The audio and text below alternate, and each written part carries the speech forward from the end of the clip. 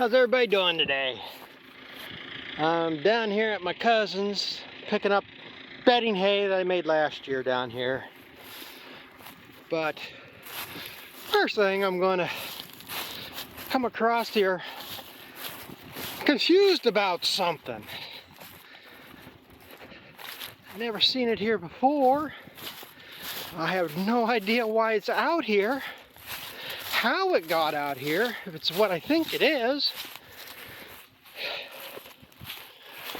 No, where'd it go? I just seen it laying here.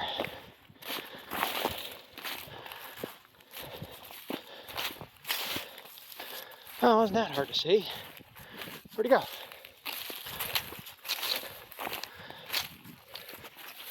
I'm only going to see it from the track. Oh, there it is. That was down that way further. There's two computer monitors here. I don't know what, why, or how these got out here.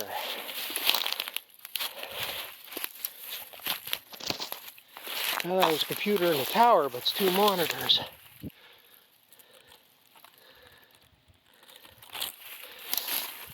IBM's. That'd be 90s technology. They're probably from the 90s. Had monitors like that when I was in school. Computers were big in school. About the year I first got big in school was when I graduated in '87. I remember our senior class was the first ones to get. We got a computer lab. We were the first ones to use it, and learned how to do basic programming and stuff on them.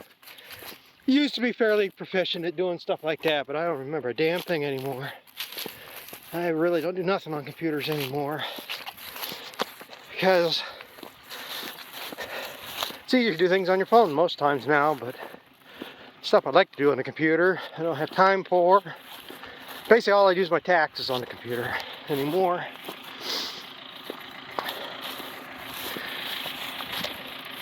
But I want to get these picked up.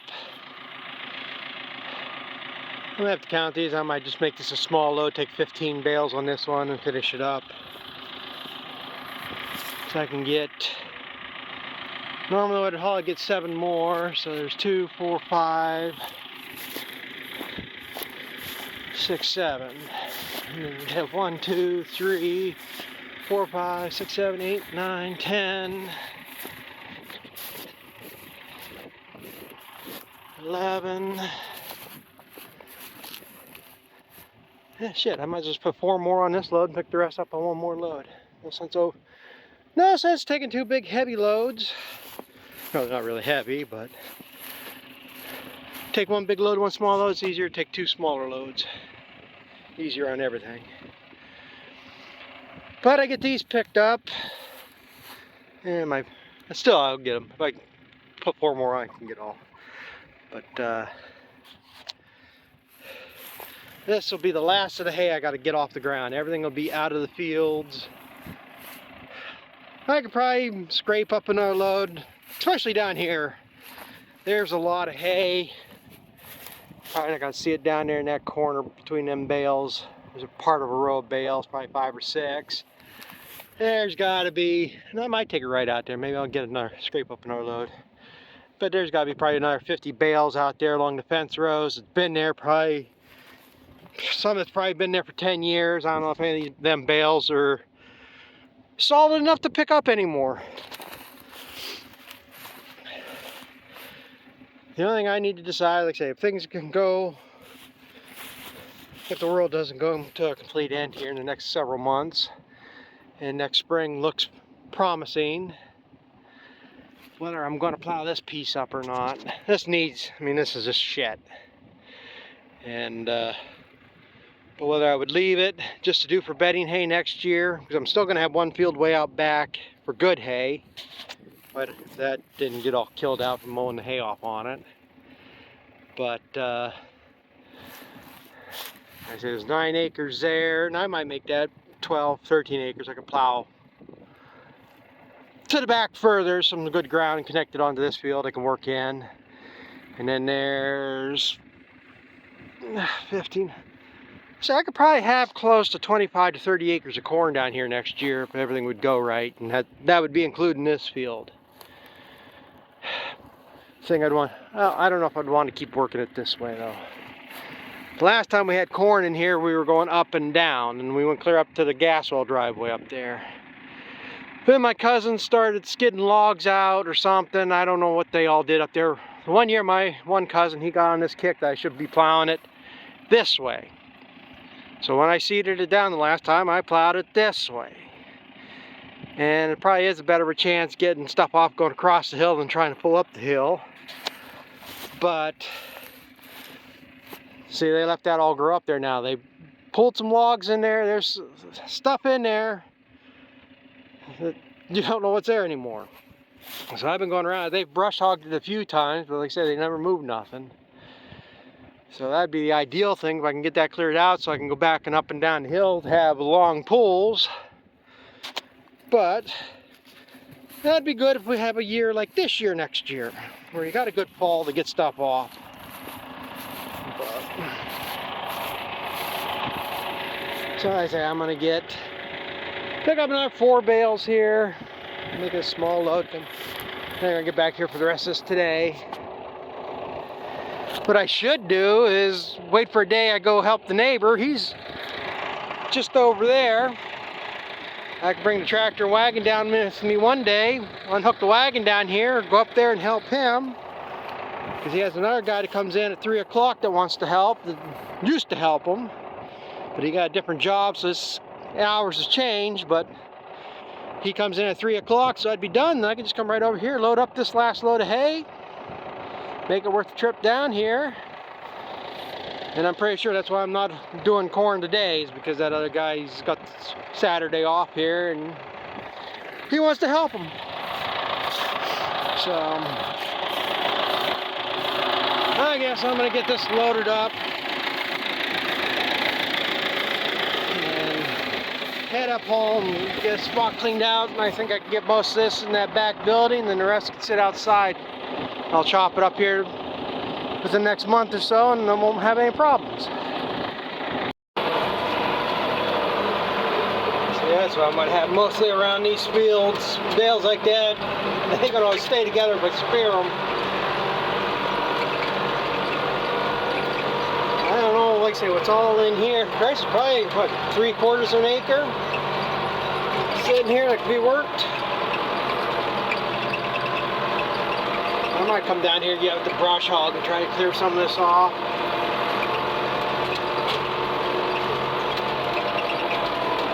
But I still got some figuring to do if I try to do anything next year, because this is going to be the biggest bottleneck. They got logs there, wood pile there. I don't know why they cut this wood. They never used it. It's rotting away. That was fence posts, locust fence posts they cut probably 40 years ago. But this will be the whole bottleneck about getting something up here. What I can get up here to harvest something. I mean, I'd put half this to beans. But I don't know how I would get a combine up here. I mean, I pretty much would have to buy a combine. I don't know anybody that's got a Gleaner E or 4400. I don't know if a 6600 John Deere would get up here. You could get something that big. I mean, it'd be only be this stretch here. Down that half ain't bad, but I mean, I think I could get something like that up the driveway, a good mid-small size combine. But making that turn there and getting around, that's the thing. Once you get out in the field, it'll be no problem. It might almost be easier. I don't really know that neighbor very well. My cousins, I know who he is. He knows me. There is a field on the other side of this tree line that butts up in that one hay field. And there might be such a thing, might be able to get through there, just clear a path through it's a narrow tree line. Maybe only 10, 15 foot. It wouldn't take much to cut a path wide enough through there to get something in. So then, like I said before, the next biggest thing is, I think there's a culvert pipe I gotta check down here at some point. I think it's collapsing. Might have to do something with, but I gotta move that limb there so I can get through. You know, just made it back home. And this is the most I've really worked this tractor. I mean, yeah, I've been doing PTO work. It's for hauling manure and stuff, but it sits there and idles in between loads. I just drove 4 to 5 miles from my cousin's here, basically full throttle. Made a run for the hill down here. You know, worked it. You know, worked as hard as basically going to be working. It's been running here. It's been over an hour, hour and a half since I went down there. And I still really have no warmth in this lower hose.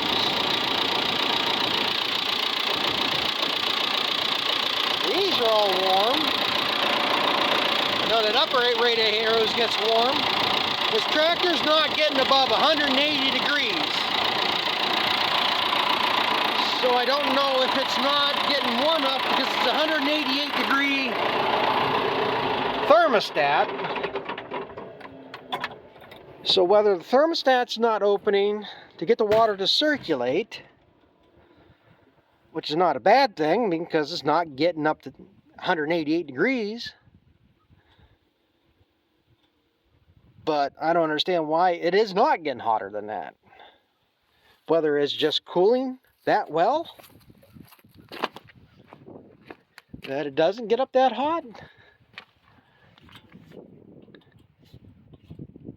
Actually, none of these hoses are so warm that you can't hold your hand on them. I mean, they're hot, but you can hold your hand on them. So it's not overheating. I don't believe the water pump's bad because it's not making noise. It's not leaking. And the water's not going to circulate unless that thermostat opens. I mean, it's supposed to be, let's see, get up here. It's a goofy thermostat to read, but it's, now right there, it might be between, that should be between 100, that should be about 190.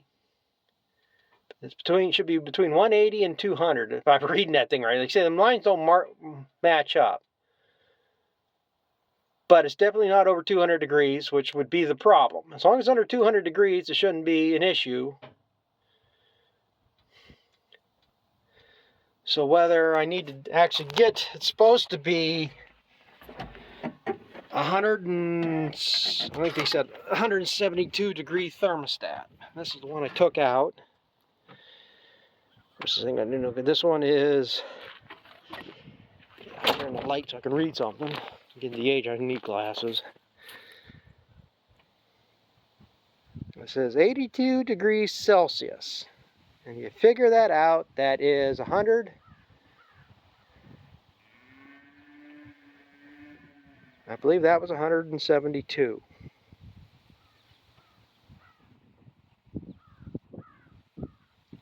And that's the one that they recommended, but they didn't have this one because it's 168, 172, 180, and 188. And the only one they had was the 188. So, like I say, I'm not worried about it, but that ain't really right either. The next thing I'm going to do, I'm going to try to do, is I'm going to put a piece of cardboard in front, see if I can get this thing up to 200 degrees. To see, make sure that thermostat is opening.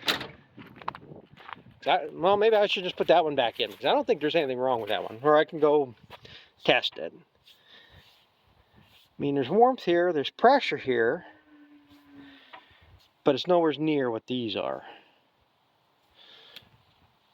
That filter ain't all that, well, it's warmer, but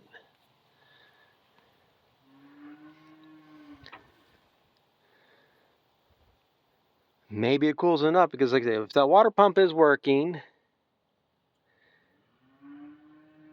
it would be pushing water through these. And we said in this one,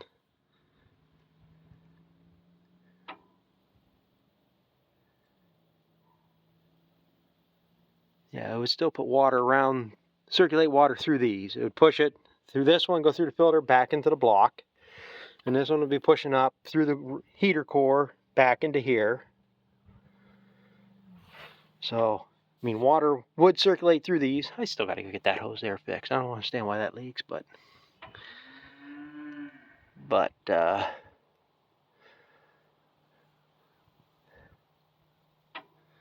and this is circulating. Okay, it's pushing this way, so it's,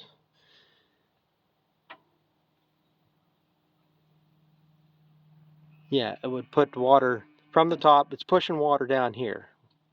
Water pump should be pushing this way, so the hotter water will go up, hotter rises. So you'd want, and that would give it to help it flow to the top. So I don't know, I'm confused with it, but I guess as long as it's not overheating, and I'm getting heat in the cab, well, little. I mean, the fan's screwed up. I gotta get that fixed yet, but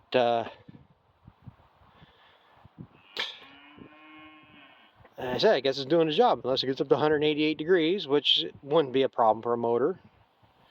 Shouldn't be an issue. So whether it's just cooling that good going through the mother lines, it's not opening up. I did try turning the heater off, so it's not putting nothing up to the cab. Maybe I should have done that on my way home. Maybe that would have got it up warmer. But like I said, I might be drawing enough heat off that heater core up there to keep it cool in this time of year. Who knows?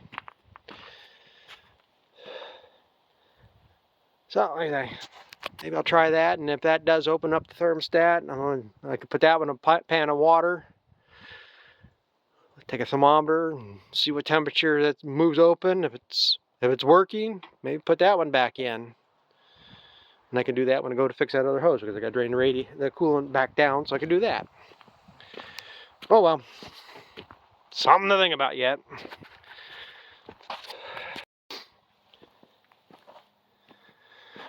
Well, I finally got this all done. Got all the hay I had scattered out there, that load of hay unloaded, it's all stacked up in here. A few extra there, a few extra there. I'll be moving them out here, hopefully tomorrow I'll work on that. And start putting them through the chopper, but I gotta go over this. The needs greased and everything. I mean, I haven't ran it all summer, so I gotta check it over. Should be ready to go anyhow. And sometime maybe this week, maybe I'll break down and go get a tire for it. Maybe I did break it off the bead already. I don't think tire eject will help that one. It might.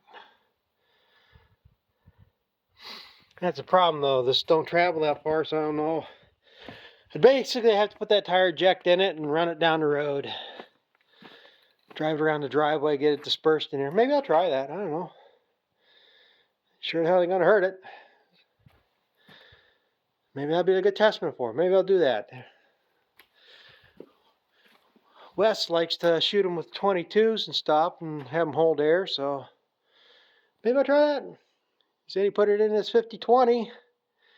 Same thing, tires are cracked and it's been holding air. But,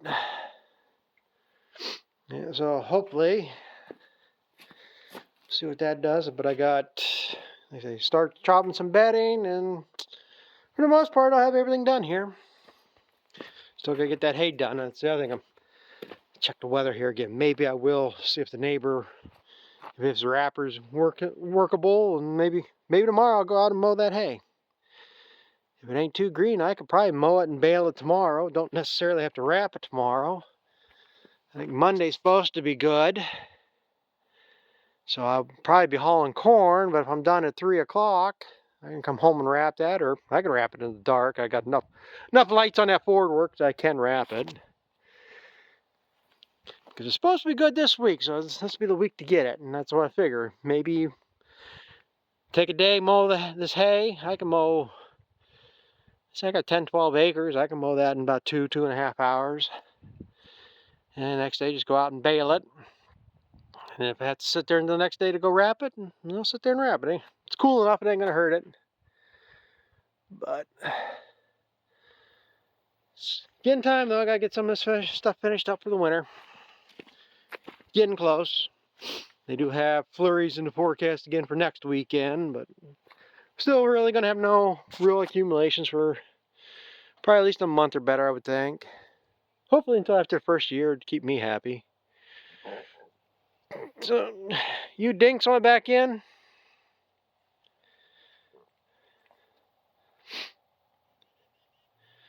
You laid out, now it's getting cool. Well, it's been cool all day, but it's getting cool enough you want back in to eat your hay. So I guess I'll do that. I gotta let them in the barn. I'll go move that wagon out of the road and go get my bale of hay to feed them other ones tonight. And I'm about ready to call it a day. My hip is bothering me already again.